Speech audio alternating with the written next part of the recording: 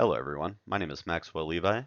Today I will be doing my case study on the Citarum River. It is located in Indonesia and is commonly considered its most polluted waterway. The island of Java is located just here, north of Australia. The Citarum River is located just here on the west side of the Java island of Indonesia. It is about 1,800 kilometers from Vietnam's Ho Chi Minh City, and it is the largest river in West Java, so many residents rely on it for their sustenance. Now let's discuss what makes this case important. The major reason I chose the Citarum River as my case study is because of the images that I saw when I was researching it, such as the image you can see on the right, sourced from the Pulitzer Center.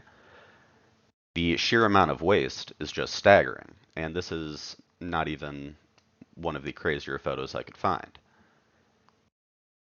And as I said, it's the largest and longest river in West Java, so it is relied on by a majority of locals, and that is at least 5 million people directly, according to Joyce. Farmers also cannot safely grow crops nor feed their livestock. And industries have not felt the effect of this, as they are still profiting from the pollution. Not only that, the country doesn't get as much hydroelectric energy as they should from the region because of the inefficiency from the polluted waterway. And it's a common theme that you see in environmental justice cases where politicians and industries are profiting and making a community worse off at the same time. Now, what makes this an environmental justice case? The predominant cause of the problem in the Citarum River is pollution from factories upriver, specifically textile factories. A lot of this comes from the fast fashion trend that you've seen in recent years that has blown up online, according to Baumgartner. And including that, lead levels are over 1,000 times US EPA standards. And if you look on the right, you can see a overview of just some symptoms of lead poisoning, and that is just one of the many toxic chemicals or heavy metals that is located in the water. Including that, river fish also contain heavy metals and microplastics. They have dropped 60% in population from 2008 numbers, according to Joyce. As I said earlier, dam efficiency is also reduced, so the region is not producing as much hydroelectric power as it should. And with little other option, many people in this region are forced to rely on this water for food, for drinking, and for washing clothes. Fecal bacteria is over 5,000 times the limit, according to Ramirez Lovering. And crops are also affected as irrigation is harder. And the water is irrigated with is obviously toxic, so it's low yield and not safe to eat. Now let's talk about the impacted parties. So if you look on the right side, you'll see an image of the waterways in Jakarta. And this is an offshoot from the river. It is not actually very close to being directly on the river, but this just goes to show how bad the problem is, that even this large city still has the same issue. So as I spoke earlier, Joyce says an estimated 5 million people rely directly on this river for sustenance, and then an estimated 25 million use it for drinking water. Skin disease has become common for people that use this water for washing, such as dermatitis or scabies. And as I spoke about, farmers also use the river for irrigation, as they have little other option. And one of the major crops in the region is rice. And rice is actually incredibly good at absorbing water and absorbing the toxins that are in it, including the aforementioned heavy metals. And even livestock, have to eat the affected crop because there's not much else they can do with it. And it's worth talking about the parties that are not impacted. Industries, for example, are not feeling any problems from this. They're able to offer bribes to dump their waste illegally. And there's also industries that sell groundwater from wells that they've dug, profiting off, the river's state. Now, how did the people respond to this? The initial response from the Citarum region was to put pressure on the industry and the government. Unfortunately, that was mostly ignored at the start, as they had very low bargaining power. Right? The industries were still making money, and they were still able to bribe the politicians and dump their waste. So neither party had an incentive to stop. And this kind of stopped when first-time President Joko Widodo picked up the campaign, and he needed support for, he was going into his second term as president or going into an election. So he needed the country's support. So he adopted this cause. Now, who is Joko Widodo? He's an Indonesian businessman turned politician. He's of Javanese heritage, so he is from the island of Java.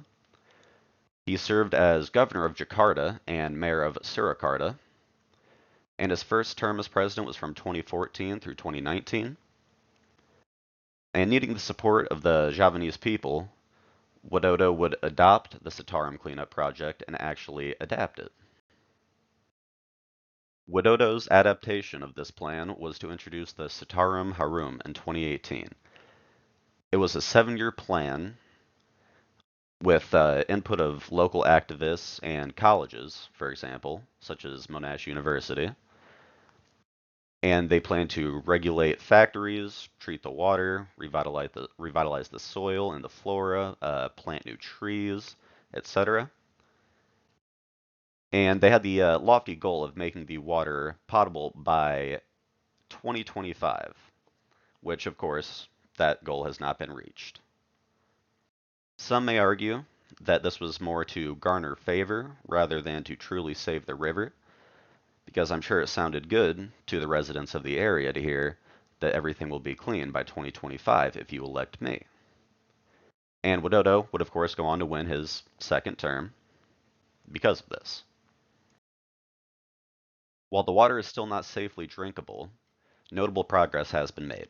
Companies such as AstraZeneca have combined efforts with the program to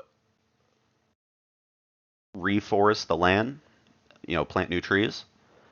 And according to Ayu Permatasari, the river's BOD value had decreased significantly by 2022, 4 years into the project. And BOD is the biological oxygen demand, which is essentially the oxygen demand of the water, which directly correlates with pollution.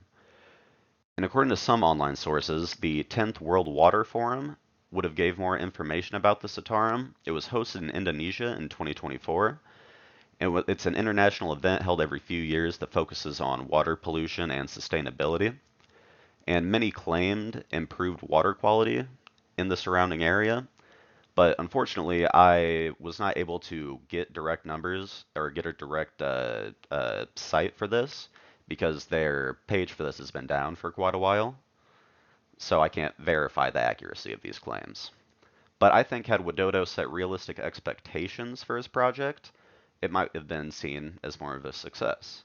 He could have chosen to reduce the BOD by, X% by a certain date or plant a certain number of trees by a certain date.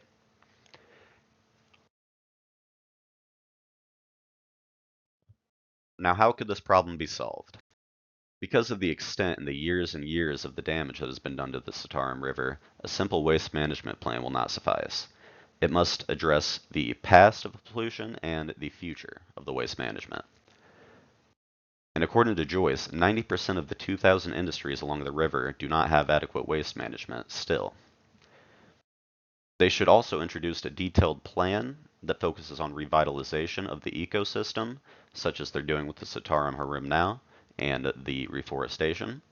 And they could bring in environmental scientists to help do so. They should also offer tax incentives to businesses, specifically ones that use high efficiency material recovery facilities that are not single stream, for example.